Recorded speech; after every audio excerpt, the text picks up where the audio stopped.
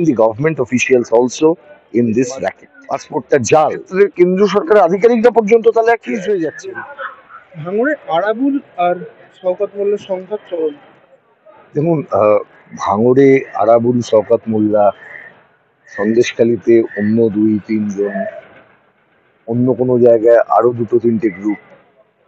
এই খবরগুলো না নতুন কিছু নয়। পশ্চিমবঙ্গে 2011 সালের পর থেকে মমতা ব্যানার্জির প্রশাসনের আমলে তৃণমূল কংগ্রেসের গোষ্ঠীদ্বন্দ্ব এবং সেই গোষ্ঠীদ্বন্দ্বের বহিঃপ্রকাশ একেবারে ক্রিমিনালদের মারামারিতে কিভাবে ক্ষতি করছে বাংলার সমাজ জীবনের, সেটা আমরা দেখতে দেখতে অভ্যস্ত হয়ে গেছি। নতুন কোনো ঘটনা নয়। এবং আমার সামাও মনে হচ্ছে মুখ্যমন্ত্রী এটাই চান। মুখ্যমন্ত্রী যে ধরনের কথা বলছেন, একজন মুখ্যমন্ত্রী পুলিশ মন্ত্রী হিসেবে, পুলিশ কাজ করছে না, এই করছে না, সেই করছে না, একমাত্র যেন উনি কাজ করছেন, এই এই এই ইমপ্রেশনটা ক্রিয়েট করাটাই একটা, যেন এই বিষয়টার দিকে নজর ঘোরানোর একটা চেষ্টা, যে মুখ্যমন্ত্রী ভালো, বাকি সবটা খারাপ। এই রকম একটা ধারণা নিয়ে কোনো প্রশাসন চলতে পারে না। অভিষেক বন্দ্যোপাধ্যায় যে বলছেন মুখ্যমন্ত্রী সন্দেশখালী যাওয়ার পর মুখ্যমন্ত্রী সন্দেশখালীর মা বোনদের মুখে ঝামা ঘষে দিলেন। আমি জানি না, আমি এই ধরনের মন্তব্য, কারোর বক্তব্য নিয়ে উত্তর আমি দেওয়ার প্রয়োজনীয়তা বোধ করছি না, কারণ আমার মনে হয় না যে এই প্রশ্নটা খুব পার্টিনেন্ট। বাংলার মানুষের কাছে অনেকগুলি বিষয় আছে যেগুলি বেশি গুরুত্বপূর্ণ, যা নিয়ে আলোচনা হওয়া উচিত, সেগুলো আমরা কেউ আলোচনা করছি না। আপনি বলুন তো, আজকে বাংলার মানুষ, সন্দেশখালীর মানুষ, যারা সীমান্ত এলাকায় থাকেন, এই ধরনের মানুষ, তারা বিএসএফ এর দ্বারা অত্যাচারিত প্রত্যেক দিন হন। আজকে মুর্শিদাবাদে, নদিয়ায়, উত্তর 24 পরগনায়, এই সমস্ত সীমান্তবর্তী জেলাগুলোতে বিএসএফ এর অত্যাচার, মানুষকে হ্যারাস করার প্রবণতা, নানা রকম সময়ে, এই যে হঠাৎ করে শুরু হয়েছে দেখবেন জাল পাসপোর্ট, জাল পাসপোর্টের রুট কি খুঁজে পাবে, কিন্তু তার আগে অসংখ্য মানুষকে, সাধারণ মানুষকে হ্যারাস করা হবে, which is something unwarranted in a democracy. আপনি একজন নাগরিককে কখনো এরকম করে প্রশ্ন করতে পারেন না যে তোমার পাসপোর্টটা জাল। পাসপোর্ট দিচ্ছে পাসপোর্ট অথরিটি অফ ইন্ডিয়া, মাথায় রাখবেন, জাল পাসপোর্ট নয়। পাসপোর্ট অবটেন করতে গিয়ে কোনো ডকুমেন্ট জাল হয়েছে কিনা সেটা তদন্ত সাপেক্ষ। Passport is issued by passport authority of India. আপনি সাধারণ মানুষ, আপনি বলছেন জাল পাসপোর্ট চক্র, জাল পাসপোর্ট চক্র, তার মানে যখনই আপনি এই কথাটা বলছেন, you are implicating the government officials also in this racket. সেটা কেউ একবারও ভাবছি না তো। তাহলে আমাদের দেশের গভর্নমেন্ট অফিসিয়ালস মানে পাসপোর্ট কিন্তু এই পাড়ার কালেক্টরেট অফিস থেকে দেয় না। পাসপোর্ট ইস্যুইং অথরিটি হচ্ছে আমাদের মিনিস্ট্রি অফ সেন্ট্রাল গভর্নমেন্টের বিদেশ মন্ত্রক। সেখানে ভেরিফিকেশনে হোম অ্যাফেয়ার্স এর গুরুত্ব থাকে।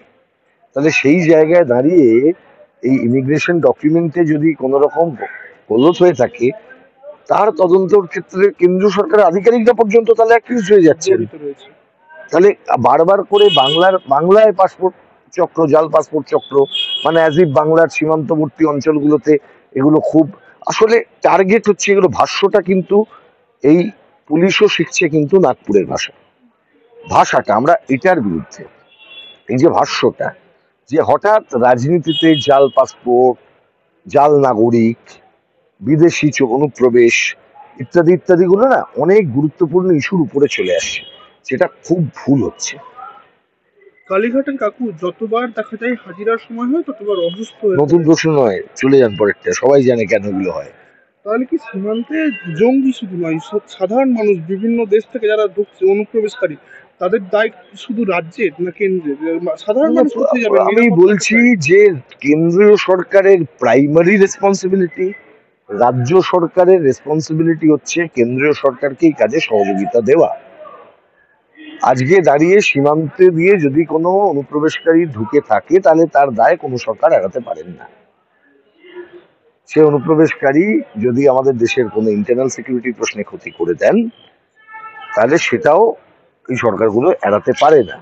কিন্তু সাধারণ মানুষকে দায়ী করা, নির্দিষ্ট একটি কমিউনিটিকে দায়ী করা, আপনার ইন্টারনাল পলিটিক্সের মধ্যে তার প্রভাব ফেলে দেওয়া, মানুষে মানুষে বিভাজন করা, কাউকে দেখে মনে হচ্ছে যে এটা ঠিক ভারতীয় লাগছে না, সন্দেহ করলাম, ফলে এই জিনিসটা আমাদের দেশের ভিতরে আমাদের যে সৌভ্রাতৃত্বের যে বন্ধন আছে তাকে নষ্ট করবে, যেটা খুব ক্ষতিকারক। শেষ প্রশ্ন একেবারে, প্রয়াত প্রাক্তন প্রধানমন্ত্রী মনমোহন সিং এর প্রয়াণে শোক লগ্ন কাটার আগেই আহ, রাহুল গান্ধী গেলেন নিউ ইয়ার পার্টি সেলিব্রেশনে ভিয়েতনাম, এটা নিয়ে সমালোচনা। এগুলো আবার বললাম যে এই যে কথাগুলো আসছে বারবার করে, শোক, আনন্দ ইত্যাদি বিষয়ে, এগুলো একজন ব্যক্তির পারসেপশনের উপর নির্ভরশীল। একই ফর্মুলায় শোক করতে হবে, একই ফর্মুলায় আনন্দ করতে হবে, একই ফর্মুলায় অন্য কিছু করতে হবে, এটা যারা শেখান তারা ওই একই নীতিতে বিশ্বাস করেন, ওই এক দেশ এক ভোট, এক দেশ এক নেতা, ওই একই জিনিস। এই সমালোচনায় কান দিয়ে সময় নষ্ট না করাই ভালো। এবং আমি বলবো, যারা এই ধরনের প্রশ্নগুলো করতে চান, যেসব মিডিয়া প্রশ্ন করছেন, তাদেরকেও বলবো এগুলো না করবার জন্য। অমিত আর যারা, মালব্যরা পোস্ট করেছেন। আবার বললাম তো, অমিত মালব্যর কাজ হচ্ছে এটা, প্রত্যেকদিন আপনাকে যতটা আপনার মূল ইস্যু থেকে দূরে সরিয়ে নিয়ে যেতে পারবে, they are successful in implementing their own agenda. আপনার এজেন্ডাকে যদি সাকসেসফুল করাতে হয়, আপনাকেও এই বারবার করে এক কথা বলে যেতে হবে, এক কথা বলে যেতে হবে, ইউনিয়ন করো, ইউনিয়ন করো, ইউনিয়ন করো, লড়াই করো, আন্দোলন করো, অবরোধ করো, মিছিল করো, মিটিং করো, বারবার করে। ওরা যদি বলে মিছিল করতে দেবো না, মিছিলে উৎপাদন বন্ধ হয়, আবার বলতে হবে মিছিল করতে দিতে হবে, মিছিল করলে দেশ তৈরি হয়। বারবার করে, বারবার এক কথা বলে দিতে হবে, পছন্দ হোক আর না হোক। 20% পছন্দ হবে না, উই ডোন্ট কেয়ার।